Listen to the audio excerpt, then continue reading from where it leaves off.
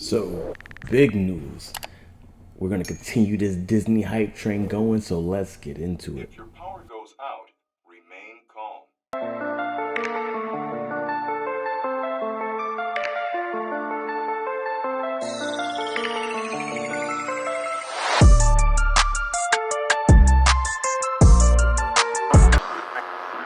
Government officials insist this is an isolated. So, 10 Star Wars shows will roll out on Disney Plus in the next coming few months. Well, for years actually. A few months, depends what show. But 9 of them were revealed in December 2020's Disney Investor Day.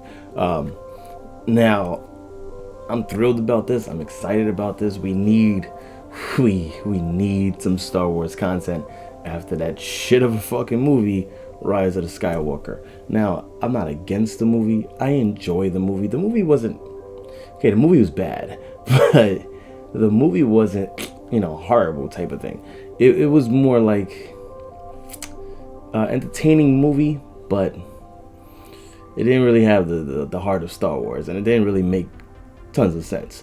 So, let's get into some of the announcements that they had. So, little spoiler warning right here, because it's about to get real spoilerific. The first thing that is coming is the Book of Boba Fett.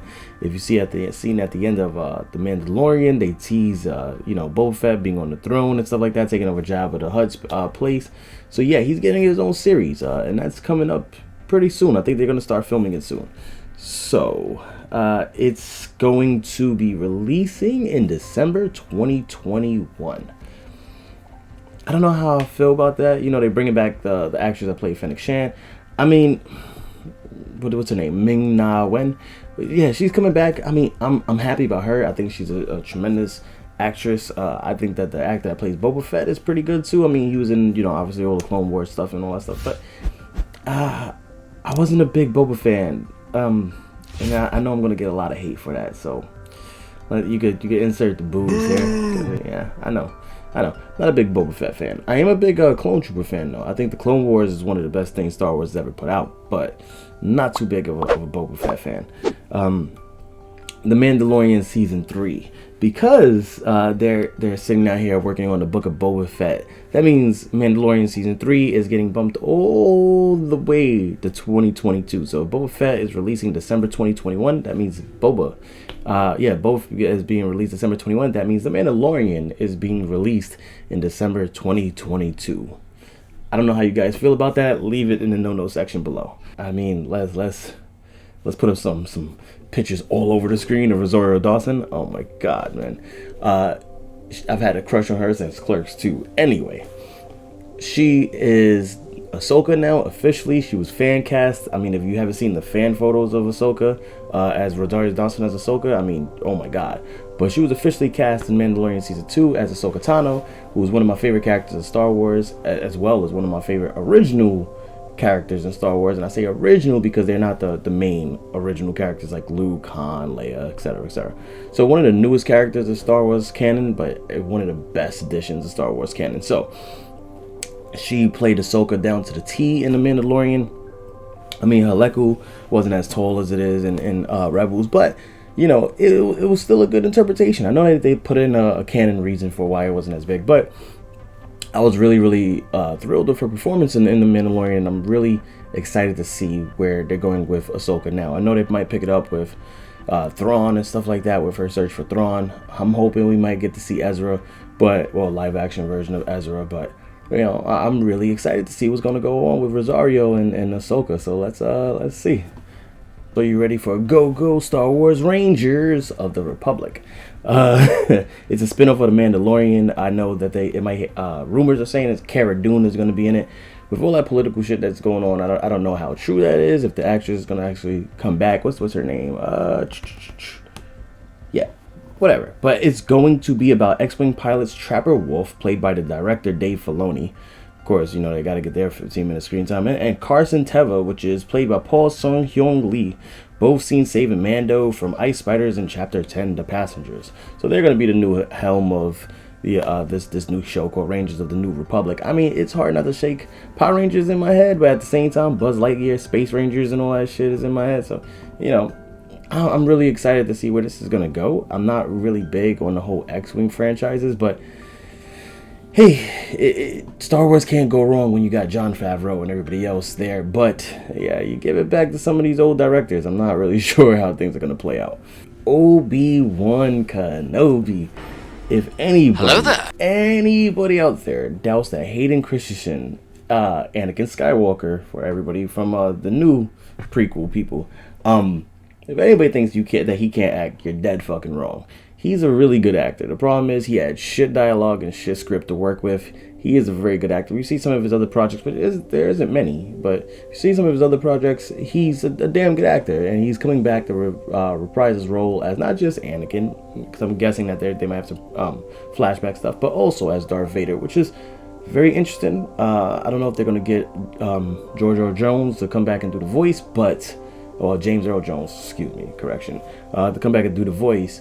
But just to see their take on Hayden Christensen trying to do the Vader voice, or at least with the voice box and like that, would be really, really interesting. So I'm thrilled to see where this is going. Of course, you got Ewan McGregor coming back as Obi, which I'm fucking happy as fuck for, because to me, he is Obi-Wan Kenobi. With all due respect to the original actor, I do think that Ewan McGregor, because of the prequels and because they use his likeness and representation in the Clone Wars and all the subsequent media after that, including Rebels, you know, they try to allude that it's the same Obi. They made him look a little bit different. It was like a mashup of old and new, but it was great. So I'm thrilled to see that Obi-Wan is finally getting his due justice, but at the same time, how much can you really use material-wise when he just is always on fucking Tatooine and his mission is to watch over Luke? That means he really is not going to be leaving Tatooine, which I'm not really happy about that. I would love to see more Obi adventures, but keeping it set on Tatooine, I don't know if it's right for Star Wars. It's more like Tatooine Wars, you know what I mean? Like, I expect Star Wars to have ships and gunplay and, you know, lightsaber fighting and flips and force pushes, and I mean, is he going to save Luke from a rock avalanche? I mean, I am thrilled for the show, don't get me wrong. I just don't know how much they can actually pull. I don't see like 6 seasons of Obi-Wan. I don't. The Mandalorian I do, because, you know, you can fly around the universe, different adventures, different planets, different backdrops, different locales, different people. But Tatooine, there's not really much you can do. But we'll see. I mean, like I said, Ewan McGregor, Hayden Christensen, you can't really go wrong, and it has to be Darth Vader, because of the fact that if he doesn't leave space, Darth Vader, as we know, doesn't really return to Tatooine too much. So I'm really curious how they're going to pull this off. Rogue One, a Star Wars story. Cassian Andor was there, and they're giving him his own show, which is a spin-off of that movie. I don't know how I feel about this one. So instead of just sitting here being a Debbie Downer, I mean, you got Tony Gilroy. Tony Gilroy is a director. I don't know too much of his work, and I'm being honest about that, but I'm just really not sure. I wasn't a fan of Cassian Andor. I mean, Jyn was a great character with a great actress. I didn't like Cassian too much, so I'm gonna be a little optimistic about this one, but I'm hoping for the best. So, in the last video, you got Marvel What If, right? And we talked about that. It's gonna be animated, different directors, different artists. And it's gonna have little short stories of what if scenarios from the MCU. Now, Star Wars rather, is trying to pull the same exact thing with their other franchise, you know, that Disney's trying to pull out with Star Wars. So it's called Star Wars Visions. It's not necessarily a what if, but it's short films. It's going to be on, of course, Disney Plus, and it's going to be composed of kind of like anime artists and directors and little short stories in the Star Wars universe through lens of anime. So expect a lot of super flips, charging up, you know, key auras of the Force, I mean, type of shit. I mean, it seems really cool. I mean, if you've seen Batman Samurai, I'm thinking of something like that, but just with lightsabers and shit, and maybe like 15-minute stories. But it seems to be pretty cool. I mean, you can't really go wrong with expanding the universe more, and everybody loves anime, so let's hope for that. So this is what I'm thrilled for. Anybody who has heard me talk about Star Wars knows that I'm very big on the Sith. Very, very big on the Sith.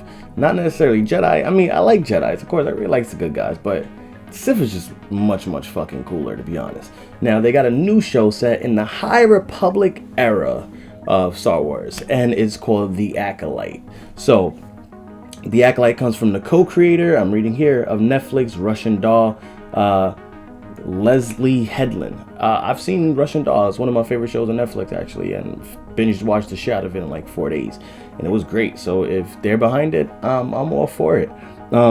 Yeah, so not much was said about it by Kathleen Kennedy, except this is what she said. It's a mystery thriller set in a galaxy of shadowy secrets and emerging dark side powers.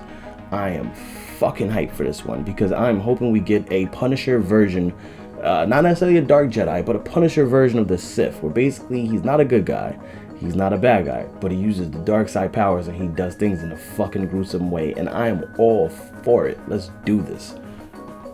So, going from the female-centric, because that's something I didn't say before, but it's true, I just read that, is female-centric, which means there's going to be a female protagonist. I am all for it because there's not a lot of female Siths out there. I mean, I know that there is in Legends and stuff like that, but not really in main continuity, main canon. I know you got Ventress, but she's like, mixed in the middle. And I know you got things like Fallen Order, the video game, where there was some not really Sith, but dark side users in Second Sister and things like that. But this is going to be High Republic era, which means it's a female Sith. I'm for it. So going from that, we're doing The Bad Batch. The Bad Batch was in the Clone Wars extra season that they gave us on Disney Plus, and it's about that group of Clone War clones basically, and their special squadron. Now, it's set immediately after Revenge of Sith rather than in the Clone Wars era, and its galaxy is overwhelmed with changes and features the Mandalorian's Fennec Shand. So Fennec Shand is getting a lot of play right now, from the Mandalorian to the Book of Boba Fett to the Bad Batch, and you gotta imagine that they got big plans for this character in addition to all of this, because they're featuring her so fucking much.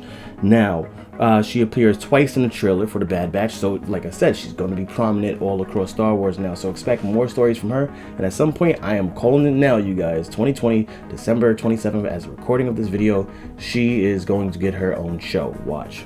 This is America. We're talking about Donald Glover. Lando. He plays a very good Lando. He did not get much love in his last movie, and I don't know, man. Like I'm all for, and I mean Donald Glover's Lando rather.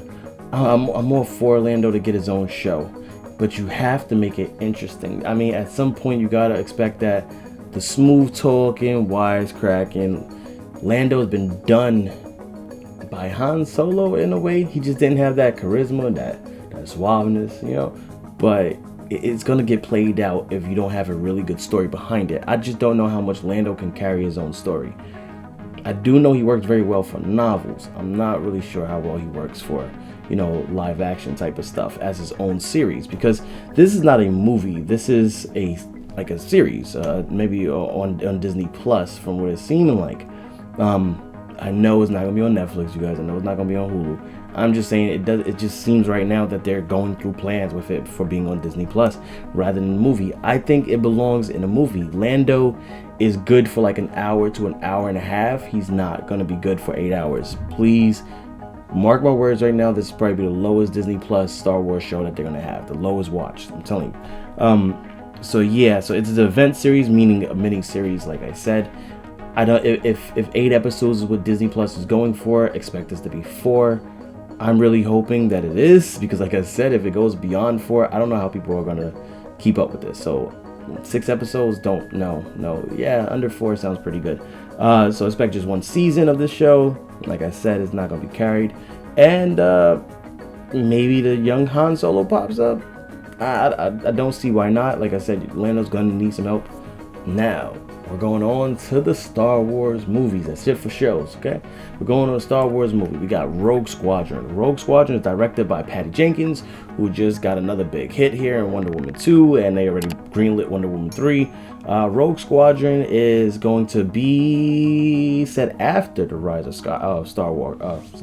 I think it's Starkiller. The Rise of Skywalker. It's set after the Rise of Skywalker, and it's going to have Rogue Squadron, and it's coming in 2023.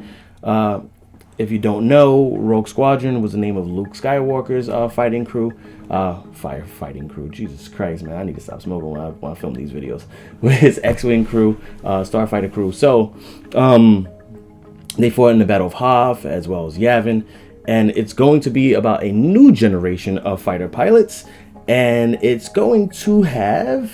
I'm trying to get the names here. Yeah, some of the ones that was in Rise of Skywalker, I believe. But... if you also know, they also had a video game series called Rogue Squadron.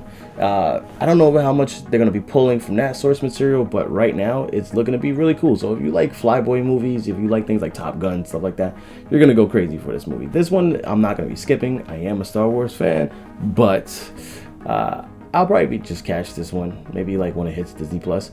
But it seems pretty cool. It seems like it's going to be a really action-packed movie with a lot of cool action scenes in space. So, hey. Droid Story.